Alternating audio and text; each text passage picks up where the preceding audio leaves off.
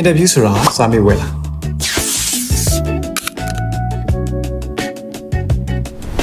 လူတော်များများက interview တွေဆိုတာမိကုန်းတွေကိုအဖြေမှန်ရအောင်ဖြေရတဲ့စာမေးပွဲတစ်ခုလိုမျိုးအထင်မှားရကြပါတယ် interview တွေဆိုတာတကယ်တော့တင့်ကိုဒီ company နဲ့ဘယ်လောက်ထိကန့်ညီမှုရှိလဲဆိုတာကိုစမ်းစစ်ကြည့်တာ CV form ပေါ်ကအရေးချင်းတွေအပြင်တင်းရဲ့ပင်ကိုစရာတင်းရဲ့ပြည်မှုပြောဆိုပုံတွေကသူတို့ company ရဲ့ culture သူတို့ရဲ့လက်ရှိ team နဲ့တကယ်ရောလက်တွဲအလုပ်လုပ်လို့အဆင်ပြေပါမလားဆိုတာကိုစမ်းစစ်တာပဲဖြစ်ပါတယ်နောက်တစ်ခုက problem solving skill ပါတင်းကိုမေးလိုက်တဲ့မေးခွန်းတွေကိုတင်ဖြေလိုက်တဲ့အဖြေတွေကမှန်လားမှားလားဆိုတာထက်ပြဿနာတစ်ခုကိုတင်ဘယ်လိုတွေးခေါ်ပြီးဘယ်လိုဖြေရှင်းလဲဆိုတဲ့စဉ်းစားပုံ process ကိုသိချင်တာပါနောက်ဆုံးတစ်ခုဒါအရေးကြီးဆုံးပါပဲ interview ဆိုတာ company ကတင်းကိုပဲစစ်ဆေးနေရမှာမဟုတ်ပါဘူးတင်ကလည်းအဲ့ဒီ company ကိုပြန်ပြီးတော့ interview နေတာပါဒီလုပ်ငန်းခွင်ဒီကောင်းဆောင်ကကိုယ့်ရဲ့ career growth အတွက်တကယ်ရောအဆင်ပြေရလားဆိုတာကိုတင်ဘက်ကပါလေ့လာအကဲဖြတ်တဲ့နှစ်ဦးနှစ်ဖက်ပွင့်လင်းမြင်သာမှုရှိတဲ့ conversation တစ်ခုဖြစ်ပါတယ်ဒါကြောင့်နောက်တစ်ခါ interview တွားရင် somewhere ဖြစ်နေလို့မဟုတ်ပဲကိုယ့်ရဲ့ value တွေကိုချပြပါအပြန်အလှန် conversation တစ်ခုလိုမျိုးသဘောထားပါအားလုံးပဲ collect ပါ My job